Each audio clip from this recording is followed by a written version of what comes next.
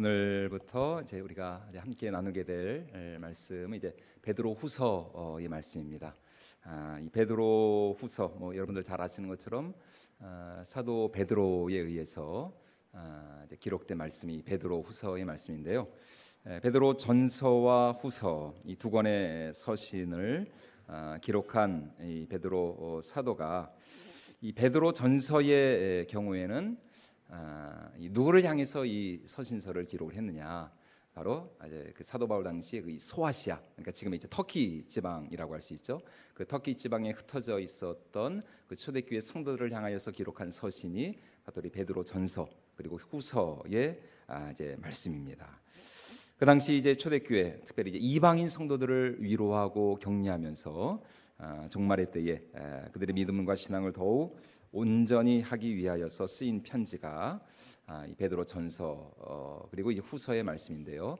특별히 이제 베드로 전서와 같은 경우는 아마 여러분들이 익히 들어서 잘 알고 있는 그런 유명한 말씀들이 있습니다. 가장 아마 대표적인 말씀을 들라면 베드로 전서 2장 9절에 있는 말씀인데 우리 같이 한번 읽어보도록 하겠습니다. 그러나 너희는 택하신 족속이요 왕 같은 제사장들이요 거룩한 나라요 그의 소유가 된 백성이니 이는 너희를 어두운 데서 불러내어 그의 기이한 빛에 들어가게 하시니에 아름다운 덕을 선포하게 하려 하심이라. 아멘. 아마 베드로전서를 대표하는 가장 유명한 말씀이라고 할 수 있는 이 말씀을 통해서 사도는 예수 그리스도를 믿음으로 말미암아 구원받은 우리 공동체, 우리 성도들이 주님 안에서 얼마나 참 거룩하고 존귀하며 소중한 존재인지, 그리고 우리에게 얼마나 놀라운 이 신적인 권세와 이 능력과 영광이 우리에게 주어져 있는지를 말씀을 하고 있습니다. 또 그렇게 하나님의 자녀로 부름받은 우리에게 얼마나 중차대한 이 사명과 소명이 있는가. 그래서 우리를 하나님께서 어두운 데서 불러내어 그의 생명의 빛으로 그의 그 기이한 빛의 나라로 우리를 불러주신 이유는 다른 것이 아니라 바로 우리로 하여금 예수 그리스도의 이 복음의 아름다운 덕을 선전하고 선포하고 이 복음을 날마다 증거하는 삶을 살아가게 하기 위해서 이제 하나님께서 그 아들을 통해서 우리를 불러주셨다, 이렇게 이제 말씀을 하고 있습니다. 그리고 또 하나 우리에게 익숙한 말씀이 한 구절 있습니다. 바로 베드로 전서 5장 7절에 있는 말씀, 다 아마 암송하고 계실 거예요. 우리 같이 한번 읽어보도록 하겠습니다. 너희 염려를 다 주께 맡기라. 이는 그가 너희를 돌보심이라. 여러분의 모든 염려, 이 시간도 주님 앞에 가지고 나온 그 모든 근심과 걱정, 여러분 다 주님 앞에 믿음으로 내어 맡기실 수 있기를 주님의 이름으로 축원을 드립니다. 너희 염려를 다 주께 맡기라. 그 이유가 뭐라고요? 이는 그가 너희를 돌보시기 때문에. 여러분, 우리 하나님은 우리를 돌보시고 또 보살피시고 또 언제나 우리의 그 모든 기도와 간구에 응답하여 주시는 선하시고 신실하신 하나님이신 줄로 믿습니다. 그 하나님이 우리의 아버지가 되시기에 우리가 얼마든지 그 아버지 되신 하나님을 향하여서 우리의 간구와 또 우리의 소원과 우리 여러 가지 마음의 염려와 아픔과 상처를 내어드릴 수가 있는 것이죠. 내어드릴 때 그것이 내가 혼자 끙끙 앓고 있으면 그것이 내 문제로 끝나겠지만, 그러나 우리의 문제를 주님 앞에 내어드릴 때 그것이 이제 더 이상 내 문제가 아니라 하나님의 문제가 되는 것이고, 반드시 하나님께서 당신의 그 전능하신 능력의 거룩한 섭리와 영광을 통해서 반드시 우리의 삶의 문제를 해결해 주시고 우리 마음의 소원을 이루어 주시고 또 우리 기도에 응답하여 주실 줄로 믿습니다. 여러분, 세상에 문제가 없는 사람이 여러분 어디 있겠습니까? 다 문제가 있죠. 염려와 걱정이 없는 사람이 어디 있겠어요? 내가 볼 때 저 사람은 정말 문제가 없을 것 같다. 여러분, 그런 사람이 오히려 더 문제가 많은 경우를 종종 보게 됩니다. 다 문제가 없는 사람들이 없더라고요. 그러나 여러분, 그런 문제와 그런 어려움, 그런 걱정과 근심 속에서도 우리가 평안을 누릴 수 있고 또 기쁨을 누릴 수 있고 그런 상황 속에서 우리가 감사의 꽃을 피울 수가 있는 이유가 여러분 어디에 있다고요? 바로 우리 하나님은 우리의 모든 염려와 문제를 돌보아 주시고 또 보살펴 주시고 또 응답해 주시고 하나님께서 우리 모든 상황 가운데서 가장 선한 길로 좋은 길로 인도하여 주시는 신실하신 하나님이시기 때문인 줄로 믿습니다. 바로 베드로 사도가 그렇게 귀한 이런 주옥과 같은 말씀들을 통해서 초대교회 성도들을 위로하고 격려하면서 환난과 고난 속에서도 그들의 믿음이 흔들리지 않기를 간절히 바라고 소원하는 마음으로 기록한 서신이 바로 이 베드로 전서의 말씀이었습니다. 그런데 사도 바울은 얼마 지나지 않아서 다시 한번 이 초대교회 성도들에게 편지를 보내야 할 필요성을 느끼게 되었던 것이죠. 왜냐하면 베드로전서가 기록되고 얼마 지나지 않아서 여러분들 잘 아시는 그 로마의 네로 황제에 의해서 기독교에 대한 이 본격적인 박해와 핍박이 시작이 되었기 때문이었습니다. 대부분의 학자들이 보통 이 기원 후 그러니까 AD 62년에서 한 63년경 베드로전서가 기록된 것으로 보고 있는데요. 그 이듬해인 AD 64년 7월 19일 여러분 로마에 무슨 일이 있었느냐? 바로 그 유명한 대화재 사건이 발생을 하게 됩니다. 로마 시내 전체가 화염에 휩싸여서 모든 것이 다 불타버렸어요. 그러니까 여러분 민심이 얼마나 흉흉해졌겠습니까? 사람들의 마음이 너무 이 상처를 받은 거예요. 모든 게 다 불타버리고 쟤만 남았으니까요. 그런데 들려오는 소문이 어떤 소문이에요? 이 네로 황제가 이 불을 질렀다는 거예요. 이 네로 황제가 자신의 어떤 그런 예술적 영감, 시적 영감을 얻기 위해서 일부러 이 로마 시내를 불태운 이 방화를 저질렀다는 것입니다.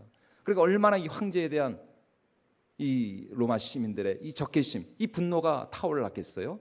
그래서 네로 황제가 이 백성들의, 이 시민들의 그 분노와 적개심을 돌리기 위하여서 택한 희생양이 누구였느냐? 바로 그 당시 급속한 속도로 부흥하고 번성하고 그 수가 기하급수적으로 늘어나고 있었던 기독교인들, 그리스도인들이었어요.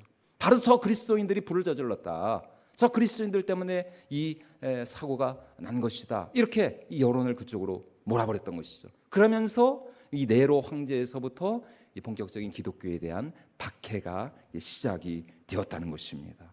실제로 이 로마의 대화재 사건이 일어나고 얼마 지나지 않아서 로마에 머물고 있던 사도 베드로는 성도들의 강력한 권위에 의해서 로마를 떠나서 타 지역으로 피신을 나가게 되었습니다. 여러분 바로 이 사건을 소재로 하여서 쓰여진 그 유명한 고전 소설이 있죠. 아시죠? 쿠오바디스. 엄청난 명작이죠. 영화로도 제작이 되어 있고 황제의 박해를 피해 로마를 떠나는 길에 베드로는 로마를 향하여 자신을 지나쳐 가시는 예수님을 만나게 되죠. 이때 베드로가 주님을 향해서 이렇게 묻습니다. 쿠오바디스 도미네, 주님 어디로 가시나이까? 어디로 가시나이까? 그러자 주님이 하시는 말씀이 뭐였어요? 베드로, 네가 도망쳐 나온 그 로마로 내가 다시 네가 거부하고 네가 내팽개친 그 십자가를 지기 위해서 내가 다시 로마로 들어가노라. 이 말씀을 들은 베드로는 다시 회개하는 마음으로 로마로 돌아갔고 얼마 지나지 않아서 결국 이 베드로 사도는 네로 황제에 의해서 순교를 당하게 되었습니다. 그리고 순교를 당하기 직전에 여러분 베드로 사도가 한 말이 뭡니까? 우리 예수님은 십자가에 저렇게 내가 사랑하는 주님은 온전히 못 박히셨는데 주님을 배신한 나 같은 죄인이 어떻게 주님과 똑같이 그렇게 십자가를 질 수가 있겠습니까? 그래서 여러분 결국 베드로는 어떻게 십자가형에 처해지게 되었습니까? 역십자가형이라 그러죠. 거꾸로 매달려서 십자가를 뒤집어서 역십자가형에 처해지게 되었습니다. 이때가 대략 이 AD 66년에서 67년경 그 사이예요. 다시 말해 오늘 우리가 살펴보게 될 이 베드로 후서의 말씀은 베드로 사도가 순교하기 거의 몇 달 전, 1년 안에 기록이 된 그런 서신이라는 것입니다. 자신의 죽음을 직감한 사도가 로마의 감옥에 갇혀서 그 당시 고난당하는 초대교회 성도들을 위로하고 격려하며 그들의 믿음을 바로 세우기 위하여서 마지막 유언과 같이 기록한 서신이 바로 이 베드로 후서의 말씀이라는 것입니다. 그만큼 사도가 성도들에게 꼭 전해주고 싶었던 말씀을 기록한 서신이 이 베드로 후서의 말씀이라는 것이죠.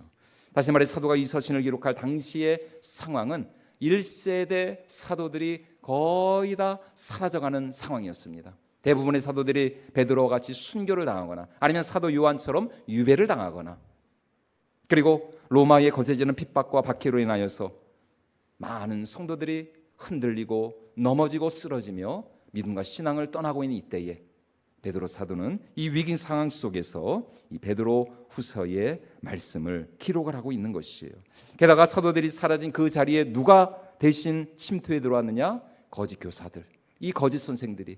그래서 대부분의 이 신약 성경에 기록된 서신들, 뭐 바울 서신, 뭐 베드로 서신, 뭐 야고보, 그리고 히브리서, 대부분의 이 서신들이 실은 누구로 인해서, 그러니까 어떤 그 세력들로 인해서 쓰여졌느냐? 바로 이단과 이 거짓 교사들의 그런 가르침에 변증하기 위한 목적으로, 어떤 그런 신학적이고 교리적인 목적을 가지고 쓰여진 것이 이 로마서를 비롯한 대부분의 신약 성경의 서신들이라는 것입니다.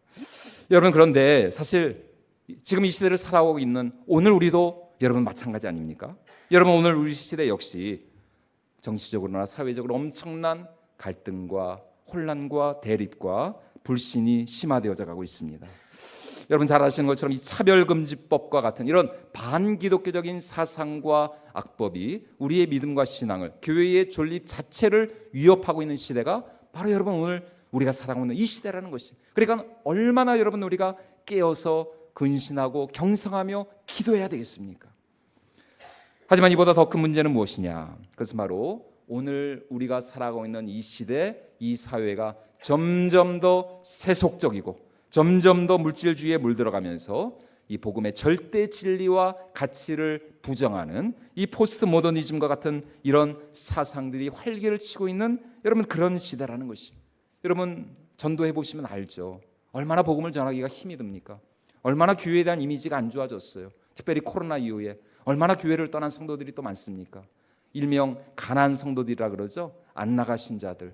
우리나라 기독교 인구를 지금은 뭐 1000만도 무너졌습니다. 정말 맥시멈 많이 잡아도 한 800만, 900만. 여러분 그런데 최근에 한 통계조사에 의하면 이 안 나가 성도들, 그러니까 하나님을 믿는다, 예수님을 믿는다 하면서도 신앙생활을 안 하고 교회 생활을 안 하는 이런 안 나가 신자들의 그 비율, 명수가 얼마나 되느냐? 한 200만 명 정도로 잡고 있습니다. 최근의 통계에 의하면. 여러분 그냥 한번 생각을 해보십시오. 기독교인 5명 중에 1명은 지금 신앙생활, 이 교회생활 안 한다는 것입니다. 예배를 안 드린다. 물론 뭐 여러 가지 특수한 사정에 의해서 잠시 교회를 떠난 분들도 있겠지만, 그러나 이 코로나 시기를 거치면서 이런 많은 사람들이 믿음에서 떠나서 그들의 신앙을 잃어버리고 상실해가는 것을 여러분 우리가 보게 된다는 것입니다.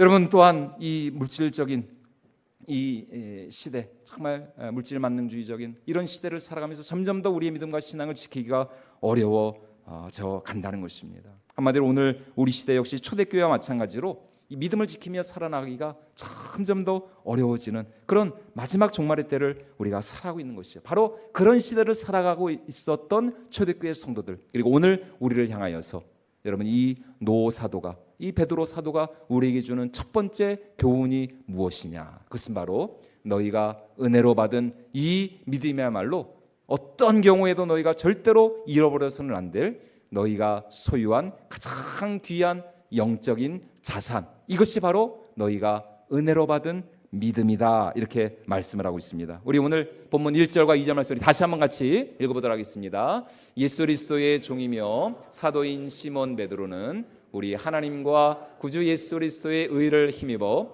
동일하게 보배로운 믿음을 우리와 함께 받은 자들에게 편지하노니 하나님과 우리 주 예수를 알므로 은혜와 평강이 너희에게 더욱 많을지어다. 아멘. 자신의 편지를 받고 있는 이 초대교회 성도들에게 문안 인사를 건네면서 여러분 지금 사도가 가장 먼저 강조하고 있는 것이 무엇입니까? 그것은 바로 오늘 우리가 예수 그리스도의 그 의를 힘입어 받은 이 믿음의 선물, 이 믿음의 보배야말로 우리가 가장 소중히 여기고 우리가 가장 가치 있게 여겨야 할 우리 신앙생활의 가장 귀한 영적인 자산이다라는 것입니다. 다시 말해 여러분, 오늘 우리가 어떻게 하나님의 자녀가 되었느냐?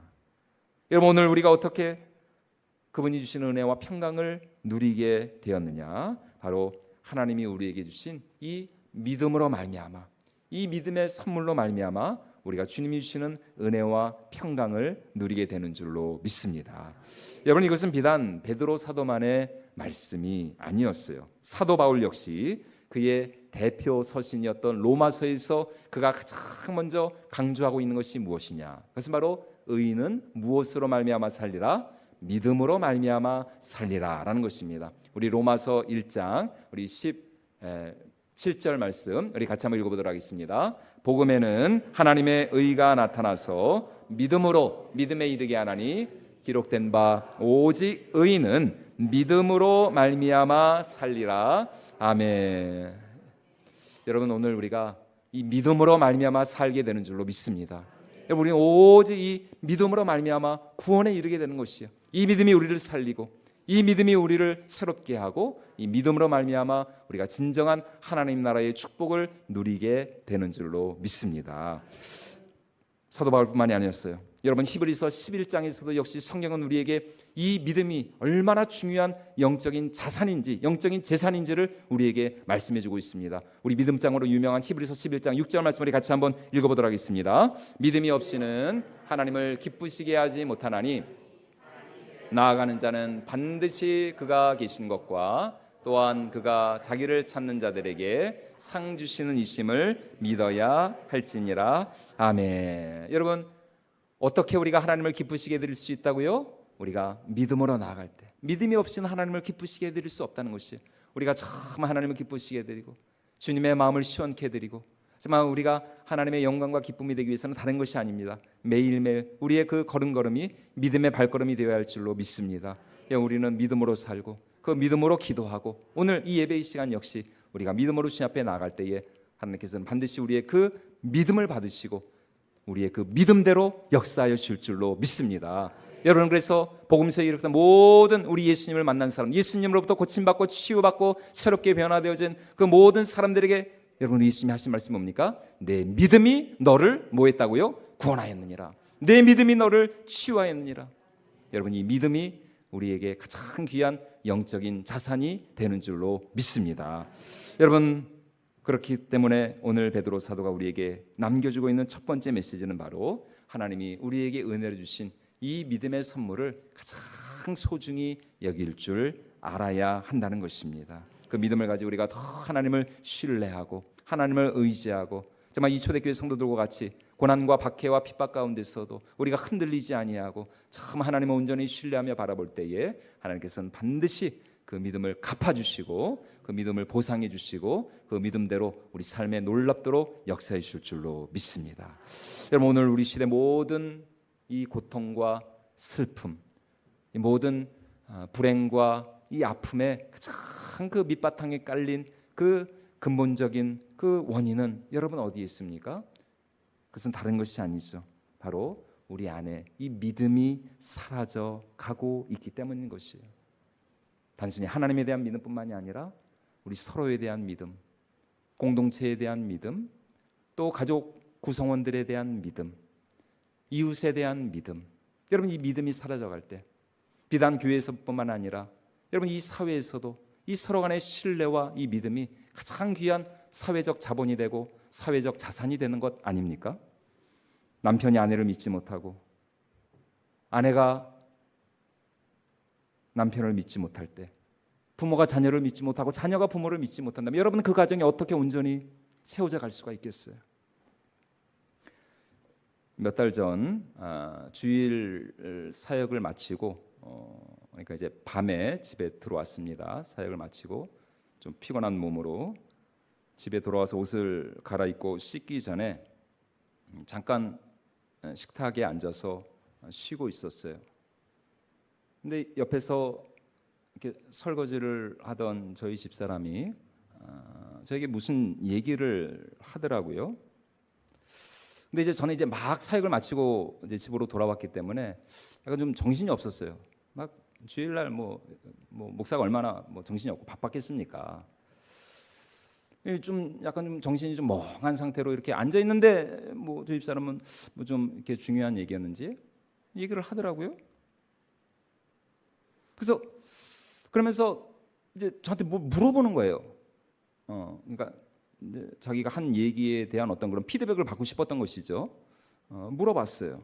근데 제가 답을 하지 못하고 오히려 저희 집사람한테 뭐라고 했어? 이렇게 이제 반문을 한 것이죠. 저는 뭐 무슨 말 한지도 몰랐거든요. 그런데 그 말을 듣자마자 저희 집사람이 하는 말이, 아니 나는 지금 진지하게 이렇게 심각한 얘기를 하고 있는데 아니 지금 날 무시하는 거예요? 그러면서 갑자기 화를 내는 겁니다. 저희 집사람이 원래 그런 사람이 아닙니다. 아주 인자하고 사랑이 많습니다. 근데 저는 진짜 못 들었거든요. 진짜 못 들었어요. 이건 진짜 정말 못 들었어요. 절대로 무시할 의도가 없었습니다. 아마 좀 피곤해서 제가 잠깐 이제 좀 바로 이제 집에 들어왔으니까 좀 이제 쉬려고 그래서 이제 아마 저도 모르게 좀 그 순간 좀 정신이 나갔던 것 같아요. 근데 이제 저희 집사람은 자기를 무시했다고, 애들도 나를 무시하더니 이제는 남편까지 나를 무시한다고, 도대체 이 집안에서 나는 뭐냐고. 참 여러분, 그런 모습을 제가 보면서 참 결혼한 지 20년이 다 되어 가는데도 참 아무 이게 소용이 없구나. 아무 소용이 없구나.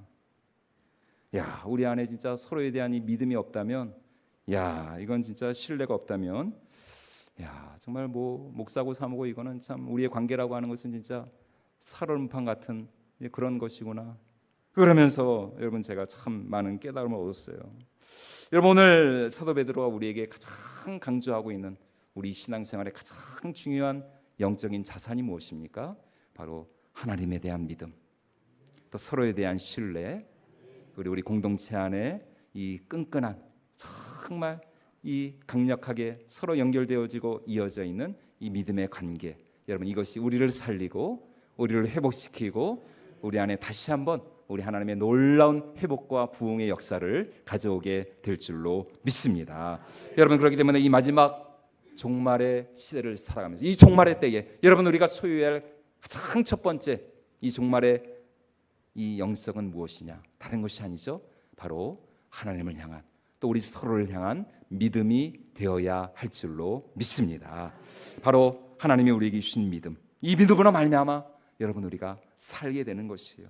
이 믿음으로 말미암아 이 믿음 안에서 우리가 더 고난과 환난 속에서도 하나님을 신뢰하고, 나보다 나를 더 사랑하시고 나를 더 아끼시고 위하시고, 또 내가 알지 못하는 그 미래, 이미 하나님께서는 나는 지금 이렇게 답답하고, 나는 지금 이렇게 애가 닳고, 나는 지금 이렇게 걱정과 근심과 염려와 불안에 휩싸여 있다 할지라도, 그러나 그 먹구름 너머에 이미 하나님은 우리를 위하여서 가장 아름답고 영광스럽고 찬란한 축복의 세기를 예비하여 주신 줄로 믿습니다. 그걸 믿는 거예요. 그 믿음을 가지고 나아가는 거예요. 그 믿음을 가지고 기도하는 것이고, 그 믿음을 가지고 우리가 예배하는 것이고, 그 믿음을 가지고 우리가 진매 몸된 교회를 아름답게 섬기며 세워나가야 할 줄로 믿습니다. 이 믿음 안에서 우리가 다시 한번 우리 신앙생활을 새롭게 재정비하면서 우리가 주님 안에서 정말 이 영적인 자신감, 영적인 담력을 얻을 수 있기를 주님의 이름으로 축원을 드립니다. 여러분, 이 믿음이 있을 때 두려운 게 없는 거예요. 이 믿음을 가지고 나갈 때 세상이 두렵지 않고, 사람이 두렵지 않고, 어떠한 시련과 환난과 고난 속에서도, 정말 초대교회 성도들 그 박해 가운데서도, 그 사자들이 들끓는 그 원형 경기장에서도, 화형에 처해지고 뻔히 알면서도 여러분, 초대교회 성도들이 끝까지 그들의 믿음과 신앙을 그들이 고수하면서 그들이 그 마지막 죽음의 순간에 이르기까지 하나님을 향한 그 사랑의 고백을 멈추지 않을 수 있었던 이유, 바로 이 믿음이 있었기 때문인 것이죠. 그러므로 우리 안에 날마다 이 믿음이 더욱 새로워지고 깊어질 수 있기를 주님의 이름으로 축원을 드립니다. 우리 권선제일교회 모든 성도들이 이 믿음을 소유하여서 이 믿음으로 말미암아 우리가 세상을 이기고, 우리가 죄를 이기고, 또 이 믿음으로 말미암아 우리 안에 있는 모든 염려와 두려움이 사라지고 하나님의 그 은혜의, 그 축복의, 그 평강의 그 그 세기를 열어 나갈 수 있는 우리 모든 성도님들 되실 수 있기를 주님의 이름으로 축원을 드립니다.